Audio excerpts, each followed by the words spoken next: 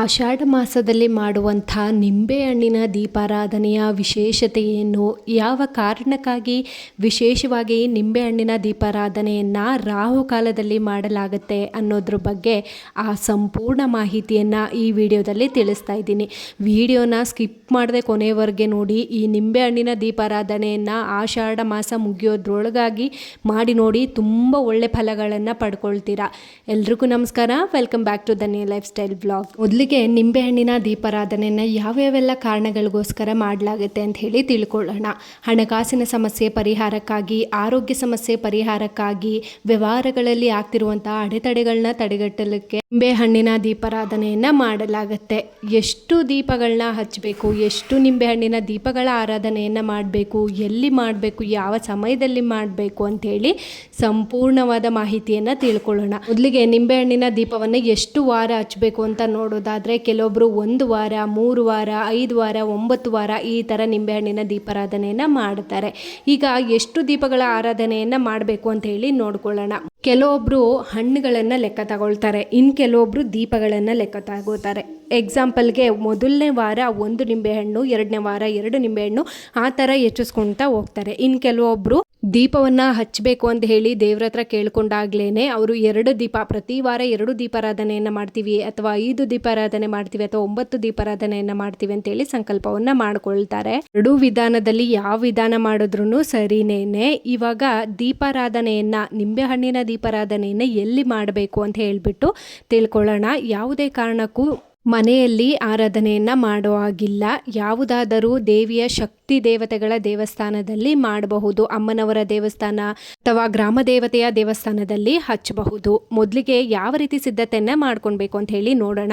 ಬೆಳಗ್ಗೆ ಬೇಗನೆ ಎದ್ದು ಬ್ರಾಹ್ಮಿ ಮುಹೂರ್ತದಲ್ಲಿ ನಿಮ್ಮ ಪೂಜೆಯನ್ನು ಮುಗಿಸಿ ದೇವರಿಗೆ ಇಷ್ಟು ವಾರಗಳ ಕಾಲ ಇಷ್ಟು ದೀಪಗಳ ಆರಾಧನೆಯನ್ನು ಮಾಡ್ತೀನಿ ಅಂತ ಹೇಳಿ ಸಂಕಲ್ಪವನ್ನು ಮಾಡ್ಕೊಳ್ಳಿ. ಇನ್ನು ರಾಹುಕಾಲ 10:30ಯಿಂದ 12 ಗಂಟೆವರೆಗೆ ಇರುತ್ತೆ. ಕ್ಯಾಲೆಂಡರಲ್ಲಿ ಚೆಕ್ ಮಾಡ್ಕೊಳ್ಳಿ. ಇನ್ನೇನು ಸಾಮಗ್ರಿಗಳನ್ನು ತಗೊಳ್ಬೇಕು ಅಂದರೆ ಅಕ್ಕಿ, ಅರಿಶಿನ, ಕುಂಕುಮ, ಊದುಗಟ್ಟಿ, ಬೆಂಕಿ ಪೊಟ್ಣ, ತುಪ್ಪ, ಬತ್ತಿ, ಹೂವು, ಎಲೆ ಅಡಿಕೆ, ದಕ್ಷಿಣೆ, ಒಂದು ಕೈ ಒರೆಸ್ಕೊಳ್ಳಿಕ್ಕೆ ಒಂದು ಬಟ್ಟೆ, ಚಾಕು, ಉಪ್ಪವನ್ನು ಹಾಕೊಳ್ಳಿಕ್ಕೆ 1 ಸ್ಪೂನ್ ಕೂಡ ನೀವು ತಗೊಳ್ಬೋದು. ಇಷ್ಟನ್ನು ಸಿದ್ಧತೆಯನ್ನು ಮಾಡಿಕೊಂಡು ನಿಂಬೆಹಣ್ಣನ್ನು ತರಿಸ್ಕೊಂಡು ಮನೆಯಲ್ಲಿ ಸ್ವಲ್ಪ ಅರಿಶಿನ ಅಥವಾ ಹಾಲನ್ನು ಹಾಕಿ ನೀಟಾಗಿ ವಾಶ್ ಮಾಡಿಕೊಂಡು ತಗೊಂಡೋಗಿ ದೇವಸ್ಥಾನಕ್ಕೆ ಹೋಗಿದಾದ ನಂತರ ಅಲ್ಲಿ ನೀವು ತಗೊಂಡೋಗಿರುವಂತಹ ಪೂಜಾ ಸಾಮಗ್ರಿಗಳಿಗೆಲ್ಲ ನೀರನ್ನು ಚುಮುಕಿಸಿ ನಂತರ ನೀವು ದೇವಸ್ಥಾನದ ಒಳಗಡೆ ಹೋಗಿ ಮೊದಲಿಗೆ ದೇವಿನ ದರ್ಶನವನ್ನು ಮಾಡಿ ಕೈ ಮುಗಿದು ಈ ಥರ ಒಂದು ಬೇಡಿಕೆಗೆ, ಈ ಥರ ಒಂದು ನನ್ನ ಒಂದು ಕೋರಿಕೆ ಈ ಥರ ಇದೆ ತಾಯಿ, ನಾನು ಈ ಕಾರಣಕ್ಕೋಸ್ಕರ ನಿಂಬೆಹಣ್ಣಿನ ದೀಪಾರಾಧನೆಯನ್ನು ಮಾಡ್ತಾ ಇದ್ದೀನಿ, ದಯಮಾಡಿ ಈ ಒಂದು ಬೇಡಿಕೆನ ಈಡೇರಿಸ್ಕೊಡು ತಾಯಿ ಅಂತ ಹೇಳಿ ದೇವಿ ಹತ್ರ ಕೇಳಿಕೊಂಡು ದೇವಿಗೆ ಪೂಜೆ ಎಲ್ಲ ಮುಗಿಸ್ಕೊಂಡಿದ್ದಾದ ನಂತರನೇ ನೀವು ನಿಂಬೆಹಣ್ಣಿನ ದೀಪಾರಾಧನೆಯನ್ನು ಶುರು ಮಾಡಬೇಕು. ಸಾಮಾನ್ಯವಾಗಿ ಎಲ್ಲರೂ ಮೊದಲಿಗೆ ದೀಪಾರಾಧನೆಯನ್ನು ಮಾಡಿಬಿಟ್ಟು ಆಮೇಲೆ ದೇವಿ ದರ್ಶನವನ್ನು ಮಾಡ್ತಾರೆ.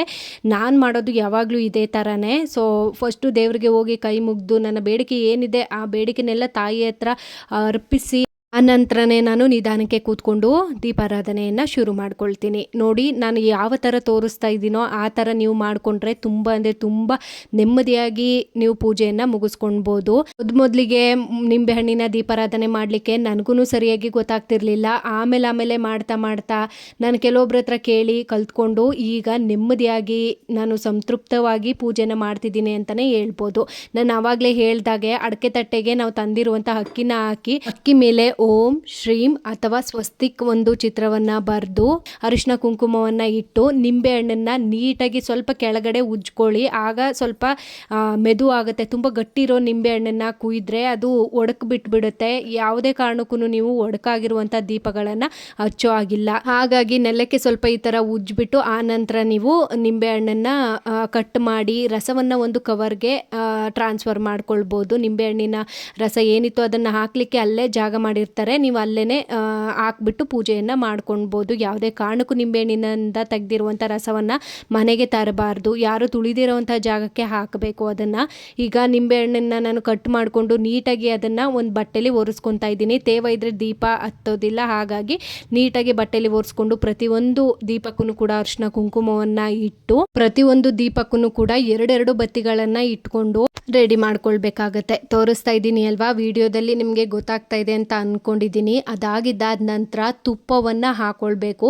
ನಿಂಬೆಹಣ್ಣಿನ ದೀಪಾರಾಧನೆಯನ್ನು ಮಾಡುವಾಗ ಆದಷ್ಟು ತುಪ್ಪವನ್ನು ಬಳಸಿ ದೀಪಾರಾಧನೆಯನ್ನು ಮಾಡಿ ತುಂಬ ಒಳ್ಳೆ ಫಲಗಳನ್ನು ನೋಡ್ತೀರಾ ಅಂತಲೇ ಹೇಳ್ಬೋದು. ಇವಾಗ ಪ್ರತಿಯೊಂದು ದೀಪಕ್ಕೂ ಕೂಡ ಬತ್ತಿಯನ್ನು ಇಟ್ಟಾಗಿದ್ದಾದ ನಂತರ ಹೂವಿನಿಂದ ಅಲಂಕಾರವನ್ನು ಮಾಡ್ಕೊಳ್ಬೇಕು. ಅದಾದ ನಂತರ ನೀವು ತಗೊಂಡೋಗಿರುವಂಥ ಎಲೆ ಅಡಿಕೆ ದಕ್ಷಿಣೆನೂ ಕೂಡ ಇಟ್ಬಿಟ್ಟು ಅದಾಗಿದ್ದಾದ ನಂತರ ನೀವು ದೀಪವನ್ನು ಹಚ್ಕೊಳ್ಬೇಕಾಗತ್ತೆ.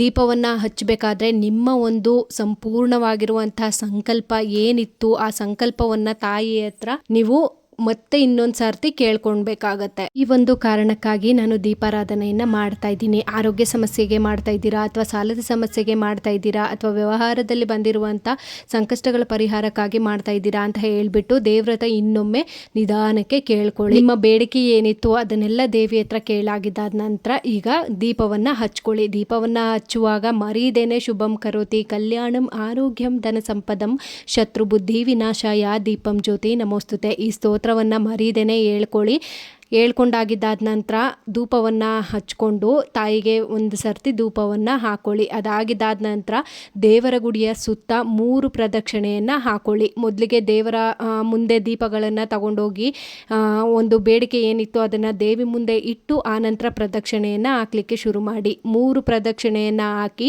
ಆನಂತರ ಎಲ್ಲಿ ನೀವು ದೀಪಗಳನ್ನು ಇಡಲಿಕ್ಕೆ ಜಾಗ ಮಾಡಿರ್ತಾರೋ ದೇವಸ್ಥಾನದಲ್ಲಿ ಅಲ್ಲಿ ಇಟ್ಟುಬಿಟ್ಟು ನಿಮ್ಮ ಒಂದು ಬೇಡಿಕೆ ಏನಿತ್ತು ಅದನ್ನೆಲ್ಲ ನೆಮ್ಮದಿಯಾಗಿ ಬೇಡಿಕೊಂಡು ದೇವಸ್ಥಾನದಲ್ಲಿ ಆರಾಮಾಗಿ ಸ್ವಲ್ಪ ಹೊತ್ತು ಕೂತ್ಕೊಂಡು ದೇವಿಯ ಧ್ಯಾನವನ್ನು ಮಾಡಿಕೊಂಡು ನೀವು ಪೂಜೆಯನ್ನು ಸಮಾಪ್ತಿಯನ್ನು ಮಾಡಬಹುದು. ನಿಂಬೆಹಣ್ಣಿನ ದೀಪಾರಾಧನೆಯನ್ನು ಮಾಡುವಾಗ ಆದಷ್ಟು ಮನಸ್ಸನ್ನು ಏಕಾಗ್ರತೆಯಲ್ಲಿ ಇಟ್ಕೊಳ್ಳಿ. ಯಾವ ಉದ್ದೇಶಕ್ಕಾಗಿ ಹೋಗಿದಿರೋ ಅದಷ್ಟು ಉದ್ದೇಶವನ್ನು ದೇವಿಯ ಮುಂದೆ ಬೇಡ್ಕೊಳ್ಳೋಕ್ಕೆ ನಿಮ್ಮ ಜ್ಞಾನವನ್ನು ಆದಷ್ಟು ದೇವಿಯ ಕಡೆ ಹರಿಸಿ. ಅದಾಗಿದ್ದಾದ ನಂತರ 3 ಜನ ಅಥವಾ 5 ಜನ 9 ಜನಕ್ಕೆ ಅರಿಶಿನ ಕುಂಕುಮ ನಿಮ್ಮ ಕೈಲಿ ಎಷ್ಟಾಗುತ್ತೋ ಅಷ್ಟು ಅರಿಶಿನ ಕುಂಕುಮ ಫಲ ತಾಂಬೂಲ ರವಿಕೆ ಪೀಸ್ ಇಷ್ಟನ್ನು ಕೊಟ್ಟು ನೀವು ಆಶೀರ್ವಾದವನ್ನು ಪಡ್ಕೊಳ್ಬೋದು. ಅಥವಾ ನೀವು 5 ವಾರ ಮಾಡ್ತೀನಿ ಅಂದರೆ ಕೊನೆಯ ವಾರ ನೀವು ಅರಿಶಿನ ಕುಂಕುಮವನ್ನು ಕೊಡ್ಬೋದು. 3 ವಾರ ಕೊಡ್ತೀನಿ ಅಂದರೆ 3ನೇ ವಾರದ ದಿನವೂ ಕೂಡ ನೀವು ಅರಿಶಿನ ಕುಂಕುಮವನ್ನು ಕೊಟ್ಟು ಆಶೀರ್ವಾದವನ್ನು ಪಡ್ಕೊಳ್ಬೋದು.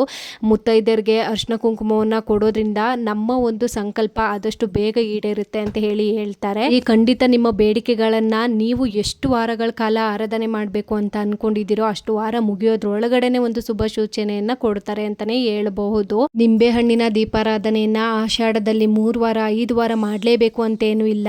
1 ವಾರಗಳ ಕಾಲ ಶ್ರದ್ಧೆ ನಿಷ್ಠೆ ಭಕ್ತಿಯಿಂದ ಮಾಡಿದ್ರೆ ಅದು ಅಷ್ಟೂ ವಾರಗಳಿಗೆ ಮಾಡಿದಂತಹ ಒಂದು ಪುಣ್ಯದ ಫಲವನ್ನು ಕೊಡುವಂಥದ್ದು. ನಿಂಬೆಹಣ್ಣಿನ ದೀಪಾರಾಧನೆಯ ಬಗ್ಗೆ ನನಗೆ ಗೊತ್ತಿರುವಷ್ಟು ಮಾಹಿತಿನ ಈ ವಿಡಿಯೋದಲ್ಲಿ ತಿಳಿಸ್ಕೊಟ್ಟಿದ್ದೀನಿ. ಈ ವಿಡಿಯೋ ಏನಾದರೂ ನಿಮ್ಗೆ ಇಷ್ಟ ಆಗಿತ್ತು ಅಂದರೆ ಲೈಕ್ ಮಾಡಿ, ಸಬ್ಸ್ಕ್ರೈಬ್ ಮಾಡಿ, ಶೇರ್ ಮಾಡಿ. ನೀವು ಶೇರ್ ಮಾಡೋದ್ರಿಂದ ಈ ಉಪಯುಕ್ತ ಮಾಹಿತಿ ಹೆಚ್ಚು ಜನಕ್ಕೆ ತಲುಪಲಿಕ್ಕೆ ಸಹಾಯ ಆಗುತ್ತೆ. ಮತ್ತೆ ಇನ್ನೊಂದು ಇನ್ಫಾರ್ಮೇಟಿವ್ ವಿಡಿಯೋದಲ್ಲಿ ಸಿಗ್ತೀನಿ. ಅಲ್ಲಿವರೆಗೂ ಟೇಕ್ ಕೇರ್, ಬಾಯ್.